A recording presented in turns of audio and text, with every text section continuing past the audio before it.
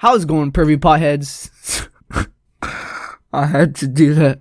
Today we are talking about something that I'm surprisingly excited about. Dragon Ball Z Kakarot. Yeah, Kakarot. I guess Project Z was just sort of the test name. But yeah, going into this game, I thought I wouldn't be that interested since I've barely watched any Dragon Ball. But this game actually looks very promising. At least compared to One Piece, this game looks like it has plenty of things to do. And I can really see this game having some longevity to it. But anyways, today during E3, IGN had the developers of the game on for an interview, and to our surprise, they showed some gameplay. And my first impressions are really good. Sort of everything about this game looks good, from the graphics to the combat mechanics. It looks, as I said, promising. Transportation looks taken care of, you can fly around, and you can even use the flying Nimbus, which looks fun. Although I don't know if there's a change in speed when using the Nimbus compared to just flying normally, other than it looks cooler. So sort of the demo they showed us took place in the very beginning of Dragon Ball Z, when Piccolo and Goku go to save Gohan from Raditz. So I'm curious to see how much of the Dragon Ball story the game is going to cover. And speaking of story, that's the only thing that I'm concerned about.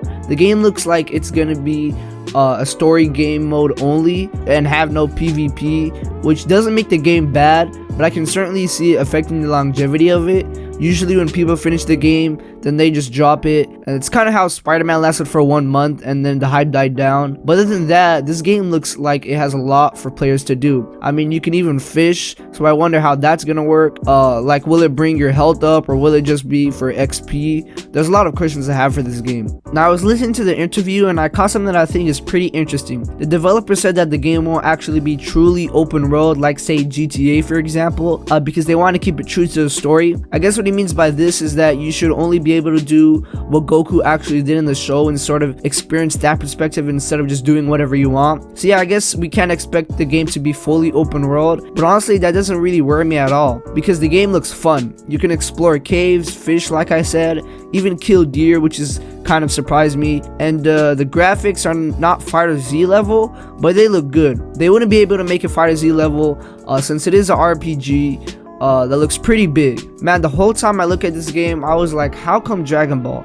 gets all the love with all these good games, but Naruto is over here sitting with Shinobi Striker? Man, I really hope Naruto gets something this E3 because I know there's a mobile/PC game coming out for it, but god do I wish Naruto gets a game as good as this one. Another thing about Dragon Ball Z Kakarot that I'm not too into is the UI, or the interface. I like to go for a sort of simple and seamless UI, which I think the new Star Wars game, Jedi Fallen Order, I'm pretty sure that's the name, that game has a really good and clean looking seamless interface. But that's just really me nitpicking. So yeah, this game should be coming out early 2020. I gotta say, I'm really excited. I think I might cop it. I just need to get into Dragon Ball Z a bit more, and I might be even more excited since I know all the characters and stuff. But yeah guys, I hope you enjoyed. Make sure to subscribe if you're new, like the video if you liked the video, follow me on Twitter if you haven't already, and let me know what you think about Dragon Ball Z Kakarot. But as always, Pervy Sage out. Peace.